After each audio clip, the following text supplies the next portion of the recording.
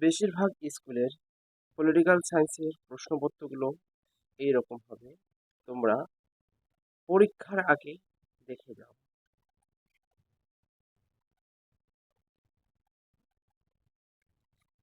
চলো প্রশ্নগুলো দেখে নেওয়া যাক।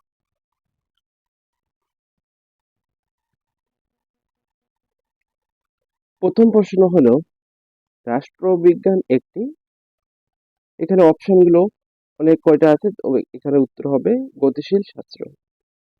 দুইয়ের দাগের উত্তর, রাষ্ট্রবিজ্ঞানের শুরু ও শেষ রাষ্ট্রকে নিয়ে এ কথা কে বলেছেন? উত্তর গার্নার। তিনের দাগের উত্তর, এরিস্টটল একজন ড্যাশ দার্শনিক। এখানে হচ্ছে এরিস্টটল একজন গ্রিক দার্শনিক। প্লেটো একজন গ্রিক দার্শনিক। এ গ্রামার অফ পলিটিক্স গ্রন্থটি লেখক কে? ল্যাস্কি। উত্তরগুলো পাশেই দেওয়া আছে। পাঁচের প্রশ্ন, প্যারিসের কোন সালে আন্তর্জাতিক রাষ্ট্র সম্মেলন অনুষ্ঠিত হয়? উত্তর হবে 1948 খ্রিস্টাব্দে। পাবলিক ওপিনিয়ন গ্রন্থটির কার লেখা? উত্তর ওয়াল্টার লিপম্যানের লেখা। উত্তর সি হবে। কার দর্শন অনুসারে রাষ্ট্র হলো সর্বাত্মক ও সর্বশক্তিমান? এটি মুসোলিনি। দুনিয়ার মজদুর এক হও উক্তিটি কার? কার্ল মার্কসের।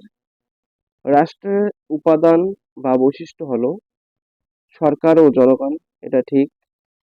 সার্বভৌম ও নির্দিষ্ট, এটাও ঠিক। এবার উত্তর হবে ডি, অর্থাৎ এদের সকলেই হবে। জনগণের সার্বভৌমিকতা কে বলেছেন? জনগণের সার্বভৌমিকতা এখানে রুশো হবে উত্তর। রাষ্ট্রের সর্বাপেক্ষা গ্রহণযোগ্য সংজ্ঞা কে প্রদান করেছেন? উত্তর গার্নার।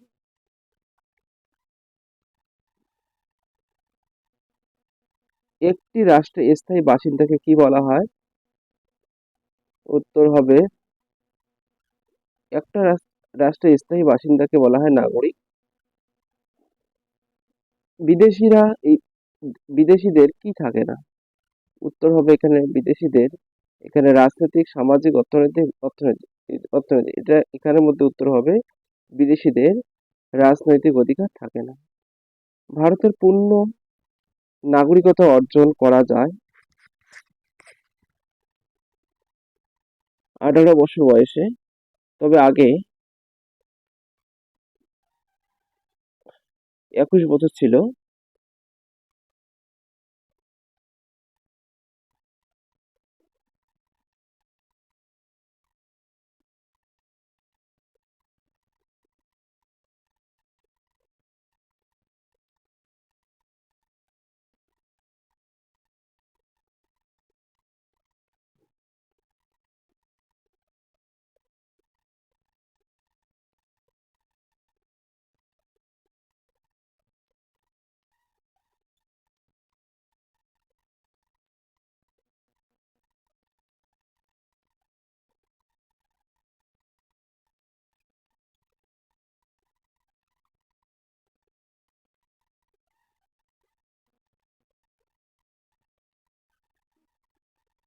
পরের দাগের প্রশ্ন, ভারতে বসবাসকারী একজন ইংরেজ হলেন? উত্তর বিদেশি। জন্মসূত্র অর্জন করা হলো নাগরিকতা অর্জনের কোন পদ্ধতি? স্বাভাবিক পদ্ধতি। ভারত ভারতের সংবিধানে কত নং ধারায় ভারতের নাগরিকতা সম্পর্কে আলোচনা করা হয়েছে? 5 থেকে 11 নং ধারায়। ভারতের সংবিধান গৃহীত হয় 1949 সালে 26শে নভেম্বর। 19-এর প্রশ্ন, ভারতের সংবিধানের রূপকারক হলেন? উত্তর বি আর আম্বেদকর। ভারত ভারতের গণপরিষদের খসড়া কমিটির সভাপতি কে? উত্তর বি আর আম্বেদকর। গণপরিষদের অস্থায়ী সভাপতি কে ছিলেন? সচ্চিদানন্দ সিনহা। মৌলিক অধিকার কোন দেশ থেকে গ্রহণ করা হয়েছে? উত্তর মৌলিক অধিকার মার্কিন যুক্তরাষ্ট্র। মৌলিক কর্তব্য কোন দেশ থেকে গৃহীত হয়েছে? উত্তর এখানে ডি হবে উত্তর। এবার বিবৃতিগুলো দেখে নাও।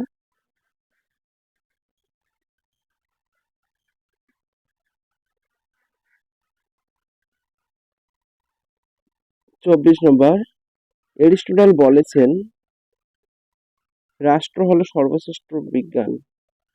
এটা একদম ঠিক। গার্নার বলেছেন রাষ্ট্র একটি প্রগতিশীল বিজ্ঞান। এটাও ঠিক। বার্জেস বলেছেন রাষ্ট্রবিজ্ঞান হলো স্বাধীনতার সার্বভৌমের বিজ্ঞান। এটা একটু ডাউট লাগে, তো পরেরটা দেখে যাব আমরা। গেটেল বলেছেন উম, গেটেল বলেছেন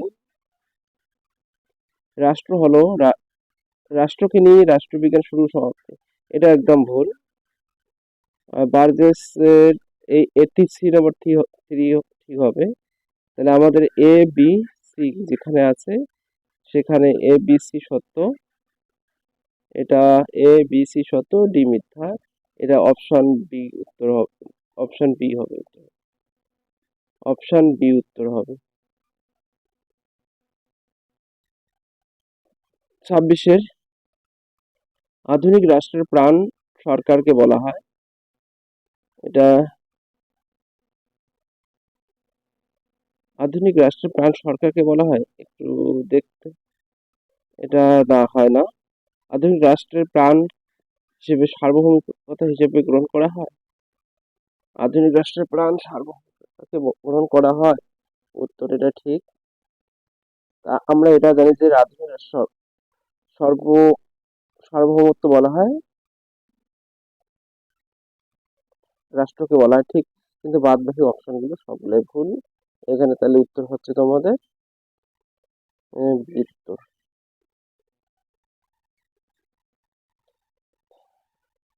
এবার ডান দিক বাম দিক স্তম্ভ মেলা। এরিস্টটল এরিস্টটলের বিখ্যাত বইয়ের নাম পলিটিক্স। প্লেটোর বিখ্যাত বই প্লেটো রিপাবলিক।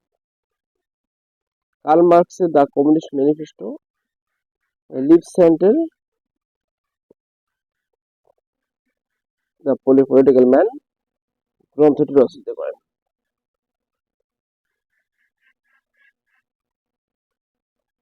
তারপরে বিপরীত স্তম্ভ, James C a history of politics. হবসের সোশ্যাল কন্ট্রাক্ট, ভুল বললাম। হবসের লেভিয়েথান গ্রন্থটি হবে রুসোর সোশ্যাল কন্ট্রাক্ট। লকের টু টিজিটি অফ গভর্নমেন্ট, উত্তর হবে এখানে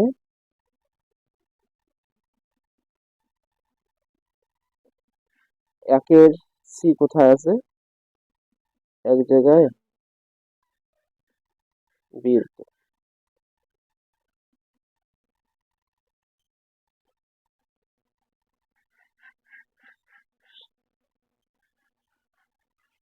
তারপর আরেকটা রয়েছে রক্ত সম্পর্ক নীতি। এটা রক্ত সম্পর্ক নীতি, এটা হচ্ছে সি হবে, অ্যান্সার সি হবে। রক্ত সম্পর্কের ভিত্তিতে নাগরিকতা অর্জন। কোনো ভূখণ্ডে কোনো বিদেশি ভূখণ্ডে ভারত অন্তর্ভুক্ত হলে, তোমরা এগুলো একটু দেখে নাও। 28-এর উত্তরটা হবে রাষ্ট্রের অন্যতম বৈশিষ্ট্য হলো একটি নির্দিষ্ট ভূখণ্ড। এটা ঠিক, অর্থাৎ উত্তর এখানে এই পরের পরের দাগের 29-এর উত্তর শুধুমাত্র সমাজবদ্ধ জীব হিসেবে ব্যক্তির অধিকার ভোগ করে। নাগরিক অধিকার সম্পর্কে কর্তব্য বিষয়ে জড়িত নয়। তোমরা এটা কমেন্ট করে জানিয়ে দাও।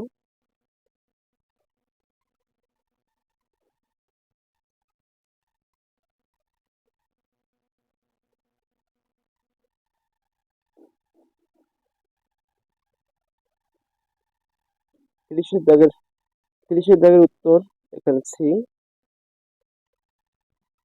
31-এর দাগের উত্তর হবে নিউজিল্যান্ড হচ্ছে সুপরিবর্তনীয় সংবিধান। মার্কিন যুক্তরাষ্ট্রের সংবিধানকে দুষ্পরিবর্তনীয় সংবিধান বলা হয়। মর্যাদা ও গুরুত্বের দিক থেকে বিচার করে অনেকে লিখিত সংবিধানকে অলিখিত সংবিধান অপেক্ষা এরা শ্রেষ্ঠ বলে মনে করেছেন। দুষ্পরিবর্তনীয় সংবিধান নাগরিকদের মৌলিক অধিকার লিপিবদ্ধ থাকে বলে অনেকে এরূপ সংবিধানকে দেশ সংবিধান বলেছেন। অনেকে এরূপ সংবিধানকে গণতান্ত্রিক সংবিধান বলেছেন। লিখিত সংবিধানের মধ্যে বহু অংশ থাকে। কি থাকে? এখানে লিখিত সংবিধানের মধ্যে বহু অলিখিত অংশ থাকে। শাস- তারপর শাসক শ্রেণীর প্রয়োজনে মার্কিন যুক্তরাষ্ট্র অতিমাত্রা আহ, দুষ্পরিবর্তিত সংবিধান আহ, বলে সংশোধিত হয়েছে। এটা উত্তর হবে 1991 খ্রিস্টাব্দে। পরের দাগে আহ, উম, ব্রিটিশ ভারত কয়টি গভর্নর শাসিত প্রদেশ থেকে 292 জন প্রতিনিধি ছিল? এটা উত্তর হবে 11 জন। তারপরে ভারতের সংবিধানের প্রস্তাবনা সত্যনিষ্ঠ প্রকল্প বলে দাবি করেছেন এখানে বীরেন্দ্র সেন। বীর উত্তর। তার 39 বিচার বিভাগে শাসন বিভাগের প্রভাবমুক্ত রাখার জন্য বলা হয় যে ভারতের সংবিধান এটা 50 নং ধারায় বলা হয়েছে। তার 40-এর দাগে পার্লামেন্টের সংবিধান সংশোধন মাধ্যমে সংবিধানের মৌলিক কাঠামো কোনো পরিবর্তন সাধন করতে পারে না। এটি রায় এই রায়টি সুপ্রিম কোর্টের কেশবানন্দ ভারতীয় মামলায়। Thank you for watching. আমাদের এই চ্যানেলটাকে লাইক ও সাবস্ক্রাইব ও শেয়ার করতে ভুলবে না। আর